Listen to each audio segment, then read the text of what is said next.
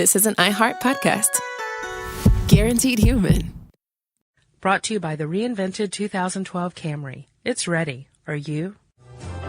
Welcome to Stuff You Should Know from HowStuffWorks.com.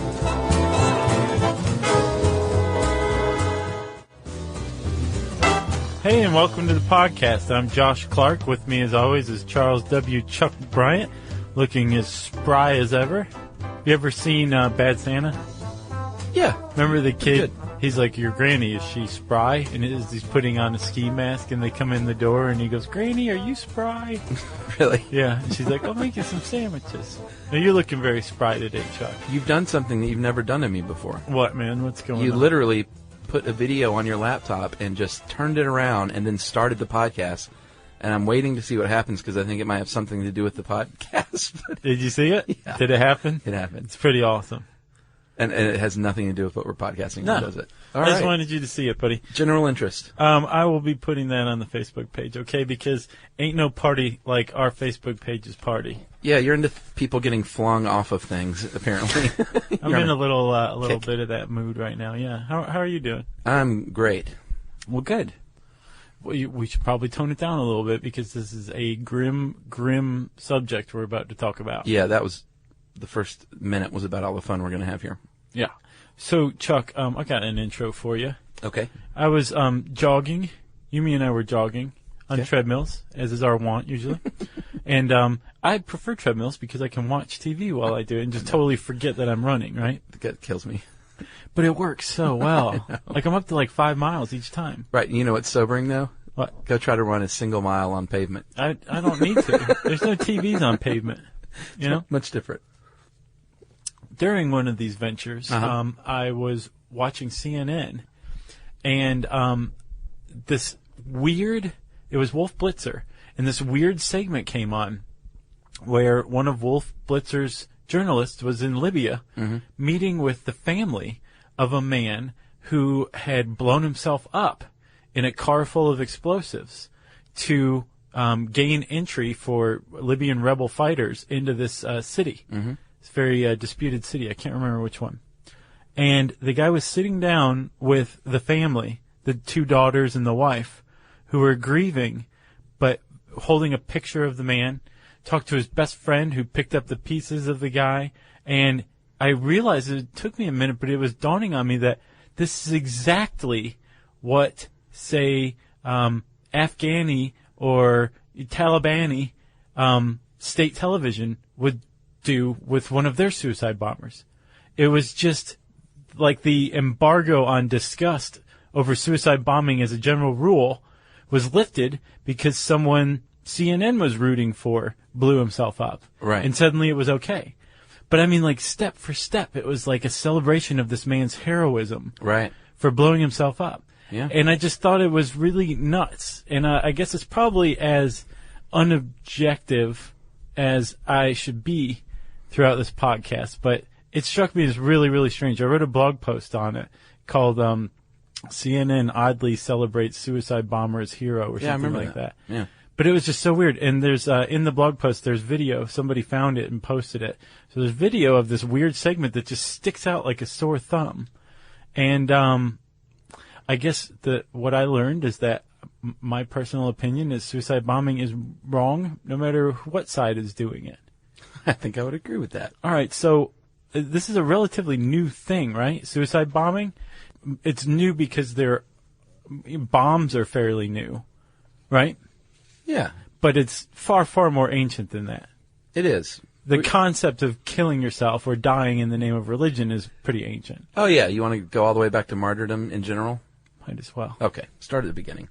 Martyrdom is what we're talking about, obviously. When you talk about suicide bombing, it's forsaking your own life for a higher cause, for a principle, for your faith, anything that is not for your direct, like, earthly benefit, but maybe benefit later on to elevate your cause. But benefits for you in the afterlife. And so generally that's what we suspect make suicide bombers tick. That's what is martyrdom.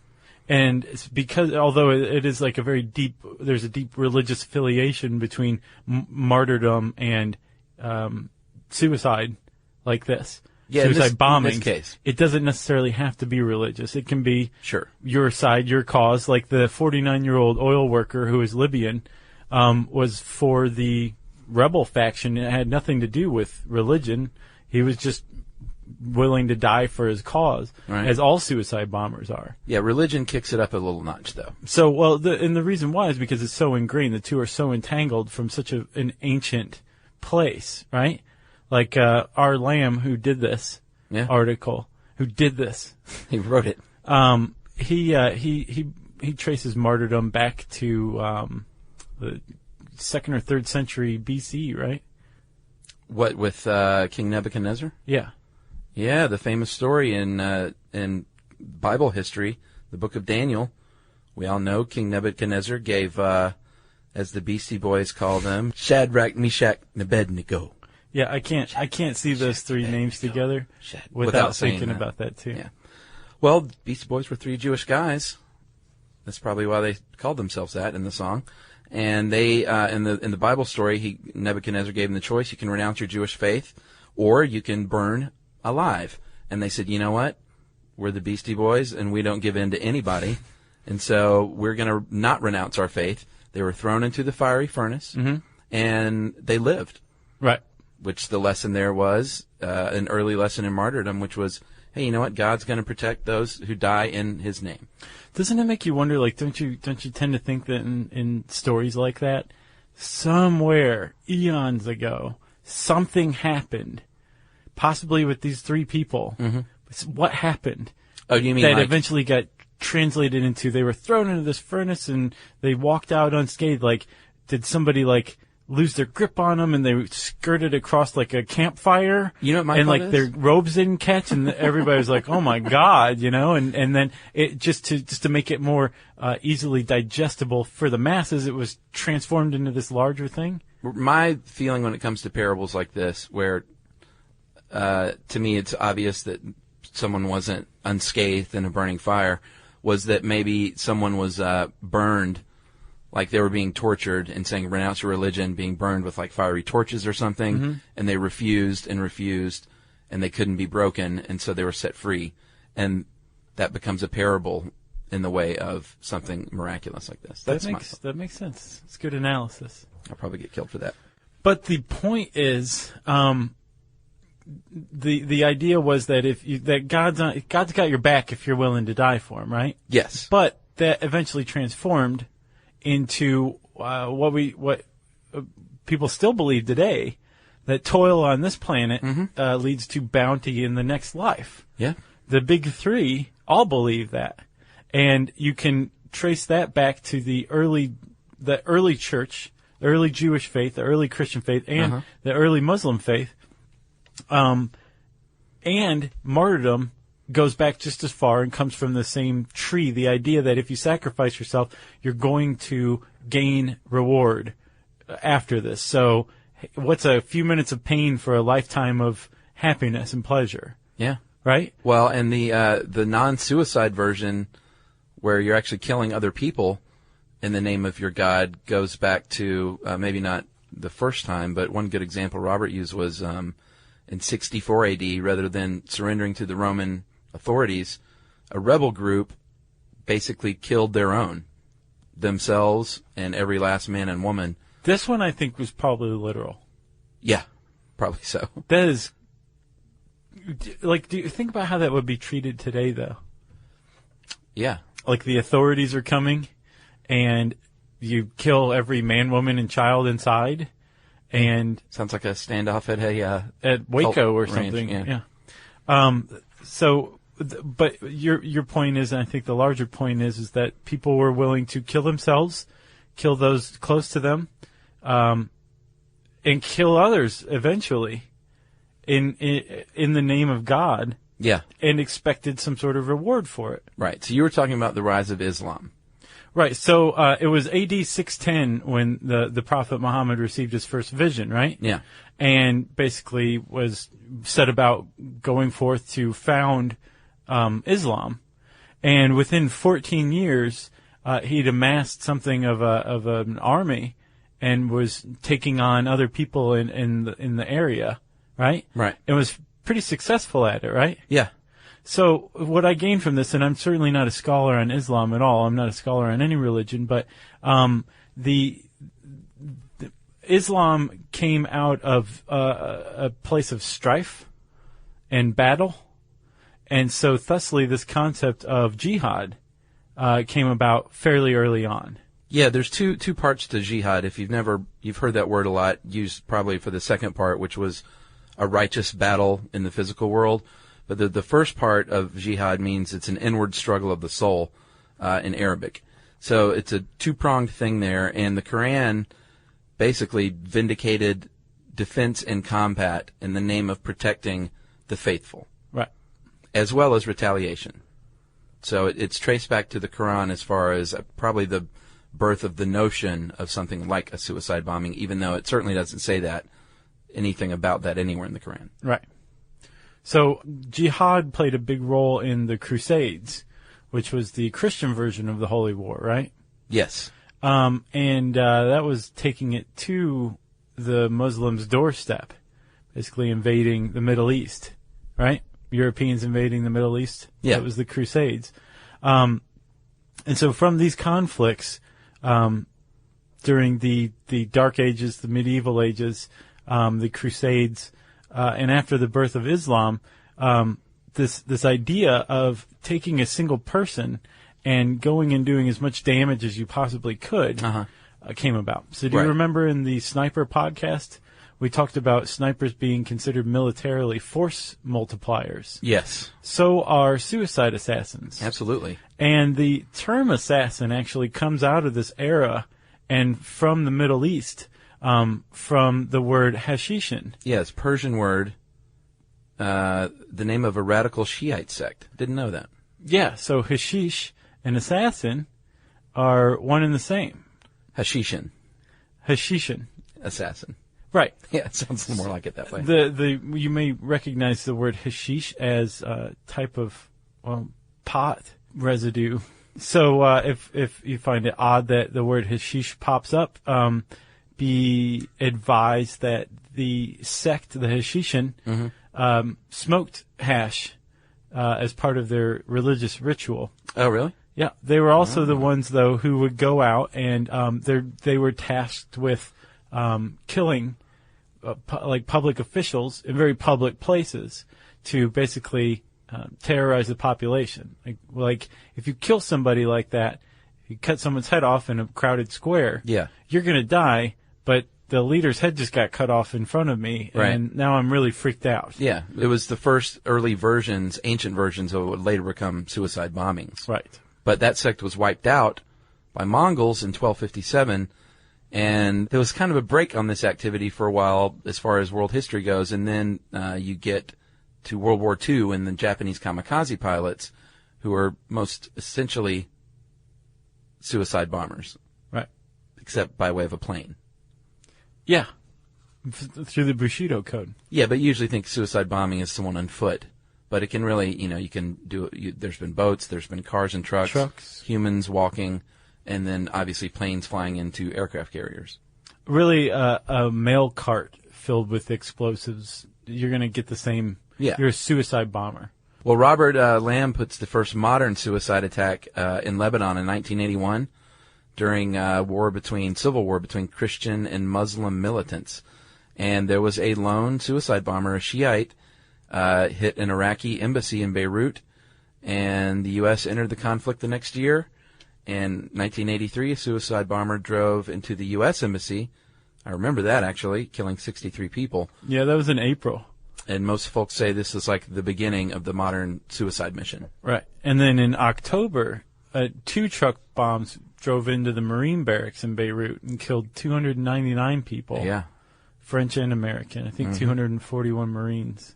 So, like you said, that's the birth of the modern suicide bomber, and unfortunately it's just basically been gaining momentum ever since. This whole concept of, I'm going to strap a bunch of explosives to myself and walk into a crowd and blow myself up and kill as many other people as I possibly can. Yeah, let's poke around inside the mind, because people have been curious what kind of person does this. Because obviously if you look at just from a straight physical standpoint, they did find between the ages of 18 and 24 is your average age of a suicide bomber. Yeah, apparently Israel conducted studies in the late 90s to figure out what they, who suicide bombers were. Right. So the sense of despondency in teens is playing a part here.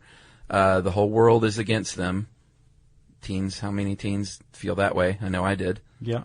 And it's no different in other countries. Combine these feelings with tyranny, you're oppressed, you're angry, and then the final censure here is usually, and I think they even have a study, that there's some sort of personal loss attached to the person that ends up being picked to carry out the mission. Like Right. their parents were killed. Or wounded or put in prison. Yeah. Yeah, that'll do it. Yeah, it wasn't a study, but it said Israeli psychiatrists sifted through the lives, is how Robert put it, and they did discover, in almost all cases, connections to like slain or wounded family members or Right. friends. And for the most part, they were males, but as time's worn on, women, children, older people have all joined the echelons of suicide bombers, right? Yep, they're usually very poor. Yeah.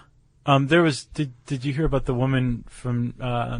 I guess she was a Chechen extremist in Moscow on New Year's Eve. She had a suicide belt and was getting ready to walk out into Red Square to blow herself up and take just tons of people with her. And she decided it didn't match her purse. She didn't make it out of the apartment because she got a spam text from her cell phone provider saying, "Happy New Year." And it blew her up. Really? Yeah. In her room? Yeah, in her apartment. Wow. She didn't hear have her about cell that. phone off, which apparently is standard procedure. Turn your cell phone off. Like they went out and bought a cell phone just for that purpose. And Right. the provider sent out a spam text to everybody because, cell phone providers aren't thinking like, well, we're providing service to somebody who's going to blow up a bunch of people as a terrorist. So they're saying, we want to tell everyone Happy New Year. Exactly. Wow. I Yeah. didn't hear about that. It's true. So, one other common trait is that they obviously are willing to die for their cause, but they are also willing to kill for their cause. Most terrorists don't have they have no empathy for the suffering of other people, and it helps that, in the case of us versus them, that the them is very, very different from themselves. Right. Which is certainly the case with the Middle East and the United States.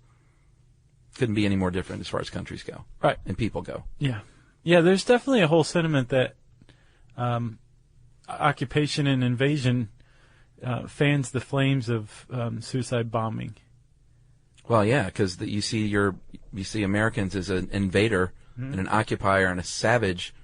And a non-believer, which is a big part, that part about jihad in the Quran. Right. Says basically like this is what happens to non-believers. This is what you do to non-believers. Right. To an extent. Robert points out that if suicide bombers were left just completely alone, they might want to back out or think twice. So that's why they surround them toward go time with a social network of supporters to say, you're doing the right thing. They isolate you from your family and friends. Right.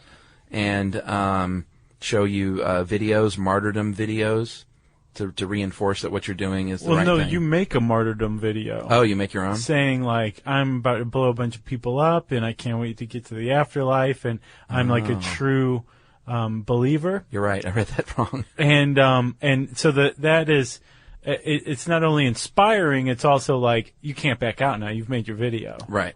Like, this is your point of no return. Well, because, that'd be probably even more shameful. But I think people, that survival instinct is very strong. So these people that are handling them, usually one of them will go with the suicide bomber to the target area and will basically keep them encouraged and on track. And I imagine will blow them up if they decide that they want to back out.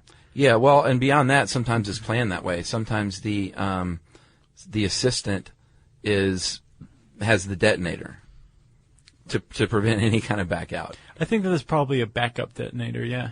You think? Yeah. Okay. That's my suspicion. So we're talking about the nuts and bolts of it all of a sudden, then. Let's go ahead with that. You mean the shrapnel? Yeah, suicide bomber. It's not a very elaborate, expensive operation. It costs about $150 probably worth of explosives and one human life willing to do so. Yeah.